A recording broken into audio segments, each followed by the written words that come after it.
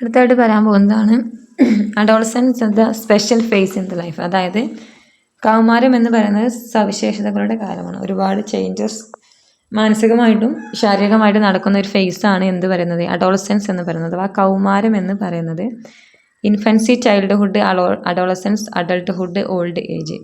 ഈ ഒരു ഫേസാണ് നമ്മുടെ ലൈഫ് ലോങ്ങിൽ നടക്കുന്നത്. അതായത് in our life cycle containing infancy, childhood, adolescence, adulthood and old age. Last എന്താവും, വയസ്സാവും. ഇൻഫൻസി എന്ന് പറഞ്ഞാൽ എന്താ, ചെറിയ കുട്ടികൾ കേട്ടോ.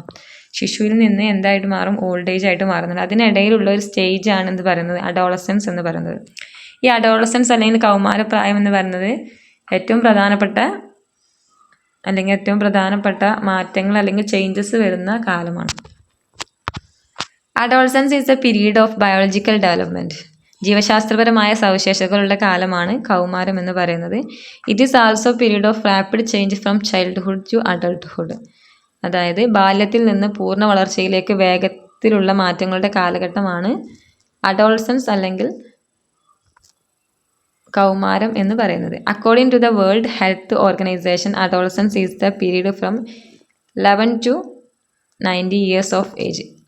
ടീനേജ് കാലഘട്ടം അഥവാ 11 to 19 ഏജ് ആണ് കൗമാര കാലഘട്ടം എന്ന് പറയുന്നത്. It is the period from the onset of puberty to completion of physical development. അതായത് പ്യൂബർട്ടി അതായത് മെച്യൂർഡിൻ്റെ ആരംഭം മുതൽ ശാരീരിക വളർച്ച പൂർണ്ണമാകുന്ന വരെയുള്ള കാലഘട്ടമാണ് എന്ത് പറയുന്നത്,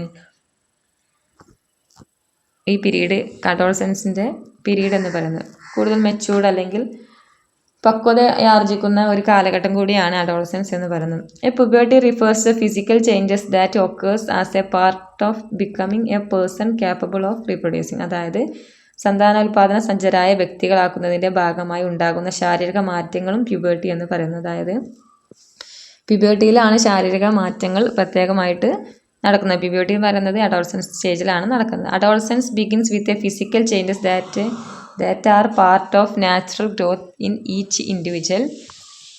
ഓരോ വ്യക്തിയിലും കൗമാരം സ്വാഭാവിക വളർച്ചയുടെ ഭാഗമായി ശാരീരിക മാറ്റങ്ങൾ തുടങ്ങുന്നു. Brain development, rapid increase height and weight. എന്തൊക്കെ സംഭവിക്കുന്നത്, ബ്രെയിൻ ഡെവലപ്മെൻ്റ് ഒക്കെ നടക്കുന്നുണ്ട് അല്ലേ, തലച്ചോറിൻ്റെ വികാസം, rapid increase height and weight, ഹൈറ്റിലും വെയിറ്റ്, നീളത്തിലും തടിയിലൊക്കെ റാപ്പിഡായിട്ട് പെട്ടെന്നുള്ള വളർച്ച ഉണ്ടാകുന്നുണ്ട്. And increased the glandular activity are all characteristics of this stage. അതായത് ഗ്രന്ഥികളുടെ വർദ്ധിച്ച പ്രവർത്തനക്ഷമത എന്നിവയെല്ലാം ഈ ഘട്ടത്തിൻ്റെ പ്രത്യേകതകളാണ്. അടുത്തായിട്ട് പറയാൻ പോകുന്നത് girls go through the puberty faster than boys. അതായത് ആൺകുട്ടികളേക്കാളും കൂടുതൽ പ്യൂബർട്ടിയിൽ ഗേൾസിനാണ് ഏറ്റവും കൂടുതൽ ഇൻക്രീസ് ചെയ്യുന്നത്. അഥവാ ആൺകുട്ടികളെ അപേക്ഷിച്ച് പെൺകുട്ടികളിലാണ് കൗമാര കാലഘട്ടത്തിലെ വളർച്ചയിൽ മാറ്റം സംഭവിക്കുന്നത്. Rapid physical change. This is because the part of the brain that control physical and mental changes mature faster in girls. ഗേൾസിലാണ് അല്ലെങ്കിൽ സ്ത്രീകളിലാണ് ഏറ്റവും കൂടുതൽ പക്വത ആർജിക്കുന്ന കാലമാണ് പ്യൂബർട്ടി അല്ലെങ്കിൽ അഡോളസൻസ് എന്ന് പറയുന്നത്. ശാരീരിക മാനസിക മാറ്റങ്ങളെ നിയന്ത്രിക്കുന്ന തലച്ചോറിൻ്റെ ഭാഗങ്ങൾ പെൺകുട്ടികളിൽ വേഗത്തിൽ വളർച്ച പ്രാപിക്കുന്നു എന്നതാണ് ഇതിൻ്റെ കാരണം. Rapid physical changes coupled with intense mental and emotional changes make adolescence A unique period. അതായത് ഈ അഡോളസൻസിനെ ഒരു യുണീക്ക് പീരീഡ് ആക്കുന്ന കാര്യങ്ങൾ അല്ലെങ്കിൽ ഒരു വ്യത്യസ്തമാക്കി മാറ്റുന്നത് എന്താണ്, ദ്രുതഗതിയിലുള്ള ശാരീരിക മാറ്റങ്ങൾക്കൊപ്പം തീവ്രമായ മാനസിക വൈകാരിക മാറ്റങ്ങളും ചേർന്ന് കൗമാരത്തെ സവിശേഷമായ കാലഘട്ടമാക്കി മാറ്റും. അതായത് ഏറ്റവും കൂടുതൽ ഇമോഷണലായിട്ട് ഡൗൺ ആവുന്നതും അതേപോലെ ഇമോഷണലായിട്ട് ചില സമയങ്ങളിൽ സ്റ്റേബിൾ ആവുന്നതും ഈ ഒരു അഡോളസൻസ് അല്ലെങ്കിൽ കൗമാര കാലഘട്ടത്തിലാണ്. മൂഡ് സ്വിങ്സ് കൂടുതലുള്ള കാലഘട്ടമാണ്. അല്ലെങ്കിൽ മൂഡ് സ്വിങ്സ് എന്ന് പറഞ്ഞാൽ ചില സമയത്ത് സന്തോഷം, ചില സമയത്ത് ദുഃഖമുള്ള ഈ ഒരു കാലഘട്ടമാണ് അഡോളസൻസ് അഥവാ കൗമാര കാലഘട്ടം എന്ന് പറയുന്നത്. എന്തൊക്കെ ചേഞ്ചസ് ആണ് അഡോളസൻസ് അല്ലെങ്കിൽ കൗമാര കാലഘട്ടത്തിൽ ബോയ്സിലും അതുപോലെ ഗേൾസിലും സംഭവിക്കുന്ന മാറ്റങ്ങൾ നോക്കാം.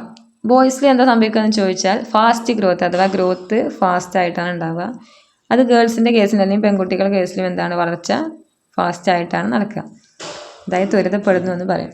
Second one growth of sex organs gained momentum. മറ്റതും growth of sex organs gained momentum, അതായത് ലൈംഗിക അവയവങ്ങളുടെ വളർച്ച ദ്രുതഗതിയിലാകുന്നു എന്നാണ് പറയുന്നത്. രണ്ടിൻ്റെയും വളർച്ച ഇൻക്രീസ് ചെയ്യുന്നുണ്ട്.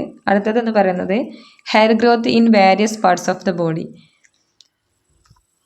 ശരീരത്തിൻ്റെ വിവിധ ഭാഗങ്ങളിൽ രോമങ്ങൾ വളരുന്നു. അതായത് നമ്മുടെ ബോയ്സിൻ്റെ കേസിൽ പറയുകയാണെങ്കിൽ താടികളും മുടികളും ഒക്കെ ഉണ്ടാകുന്ന കാലഘട്ടം എന്ന് പറയുന്നത് എവിടെയാണ് ഈ അഡോളസൻസ് അല്ലെങ്കിൽ കൗമാര കാലഘട്ടം. ജനനേന്ദ്രിയ ഭാഗം, കക്ഷം, മുഖം, മാറി എന്നിവയിലേക്ക് രോമങ്ങൾ ഉണ്ടാകുന്ന കാലഘട്ടമാണിത്.